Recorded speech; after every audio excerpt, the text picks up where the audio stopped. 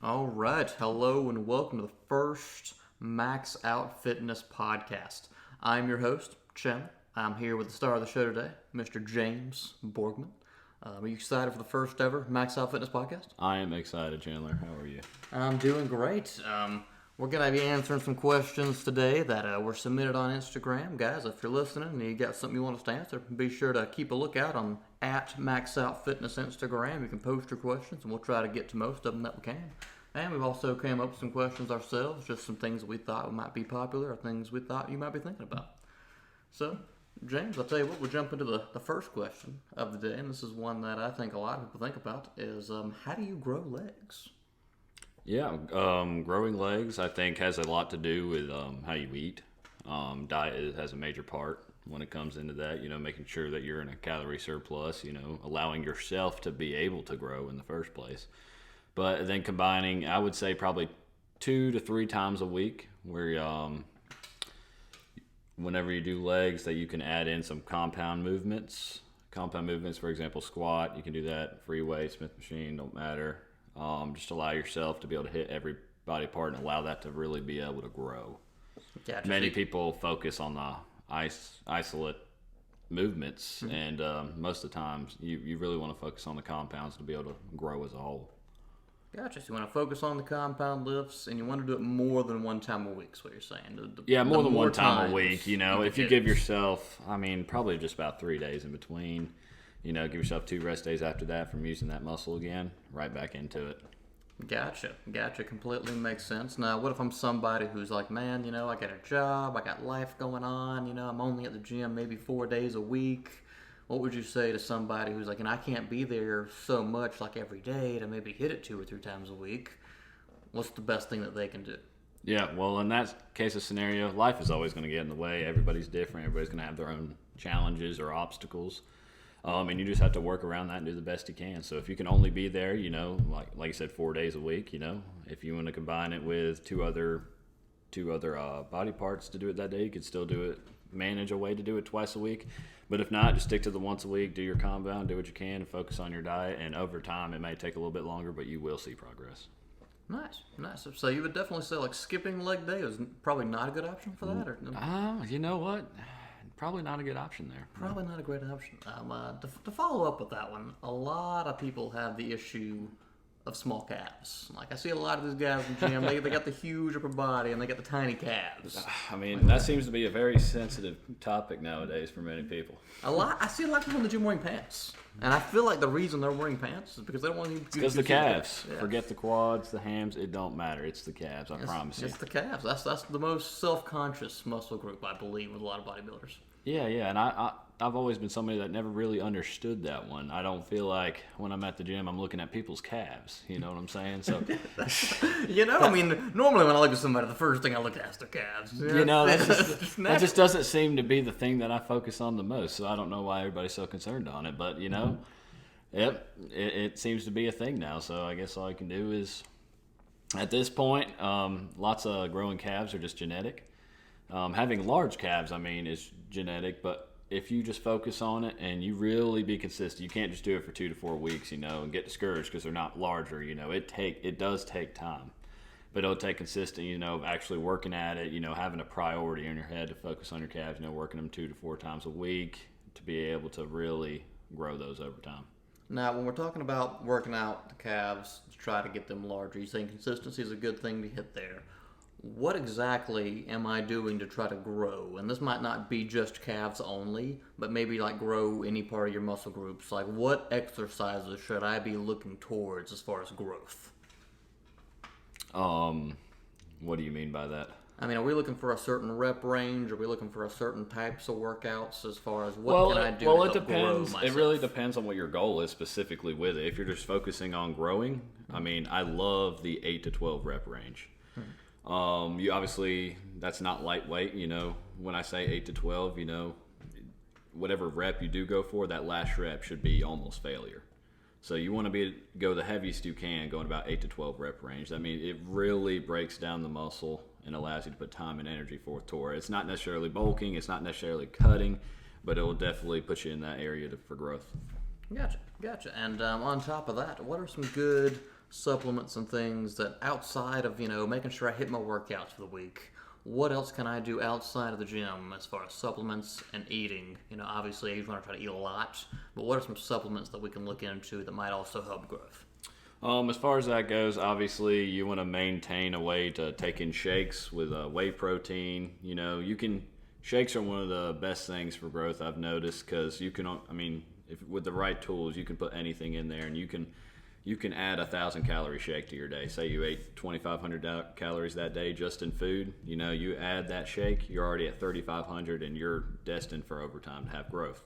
And then as far as supplements go with that, you also have creatine as well, which creatine, just adds water weight to your muscles, helps out in many ways, just taking a small amount each day, just about 5 grams.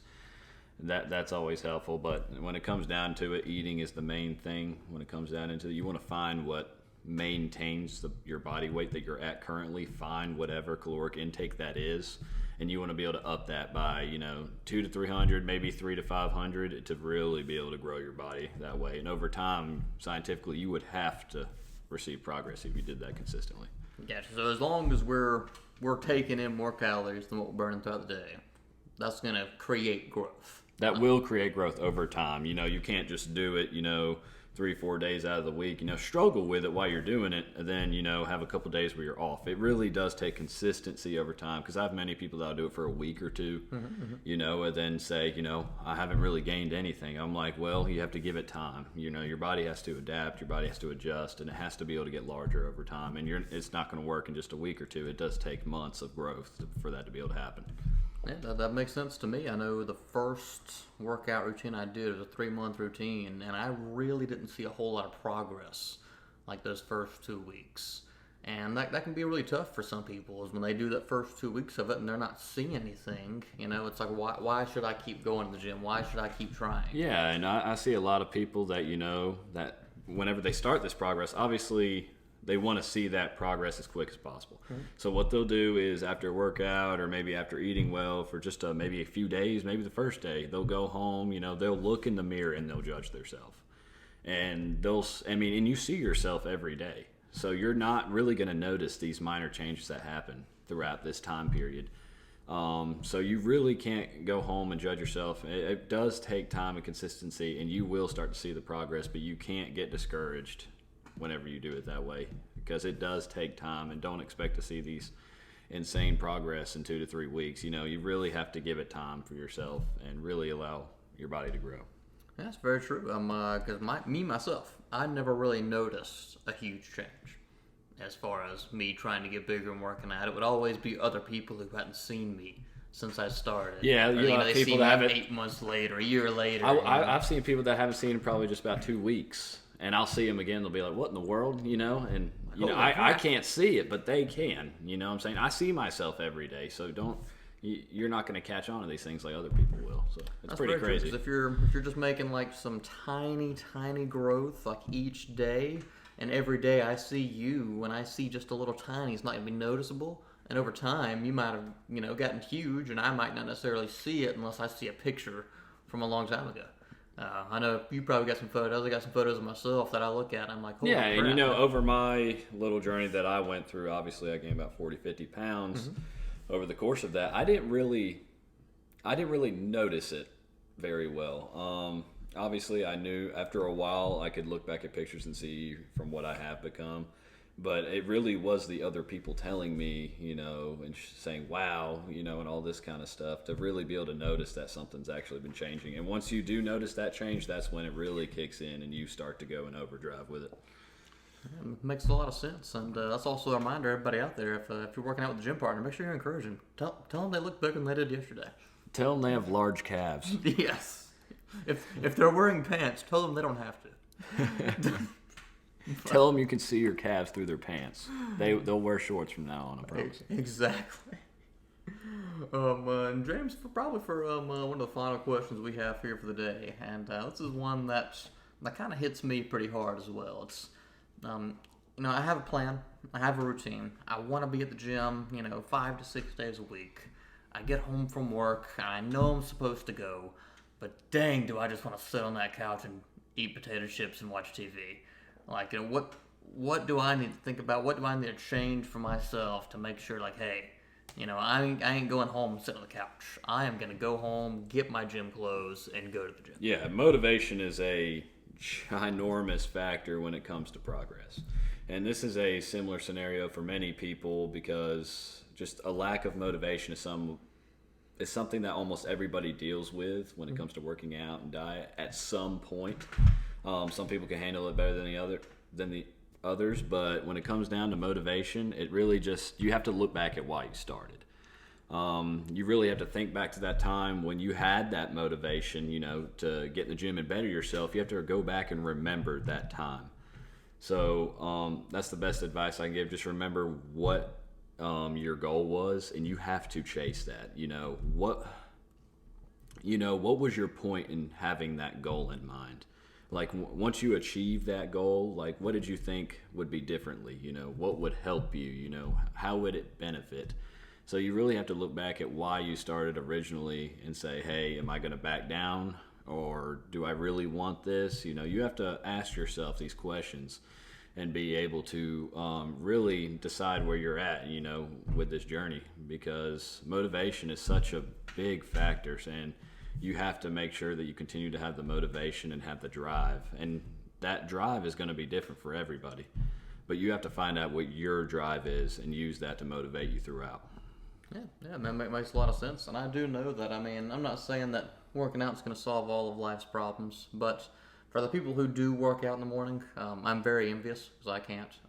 But for people who do, if you wake up, you hit a hard workout, and you take a shower, I feel like the rest of the day just goes better. Or if you go to work and you get home and you go hit the gym and you really hit it hard and you come back, take a shower, it just makes you feel better. And I think it just helps people, relieve a lot of stress and just feel a whole lot better in general. Yeah, I tell people this all the time. I train with many people, and it's not just a physical thing. Yes, you'll feel better. Yes, you'll even look better. All those things help. But mentally, it's a mental change that's I've noticed is almost tops the physical change, in my opinion. Just mentally being able to go, it improves your confidence. It decreases stress, anxiety, whatever you would be dealing with, and overall as a person, you just feel better mentally. Just more confident, stronger. Everything's relaxed, and you just can focus on yourself and get better. So I've noticed for a lot of people that the gym is really just a mental thing for everybody, more than a physical. Mm-hmm. And I always thought that was interesting. Yeah, like a lot of people, even myself, when I first ever thought about working out, I always thought about, people just go in there to try to bulk up or get super huge, and that's all they're doing for themselves, and that's it. But it's really a lot deeper than that. There's really a lot more that you get than just physical strength. Yeah, and that comes back down to the motivation, what was that drive? It's different for everybody, like I said, it helps out mentally, all these different people are going through different issues, and for some reason being able to go to the gym really, really unleashes that, and it really allows you just to become better as a whole. Yeah, I like it. Well, I think that's a good way to end it. I think it's a solid question to end on. Everybody, thanks so much for listening. This is me, Chandler, and James, the Borkman, here with the Max Out Fitness podcast.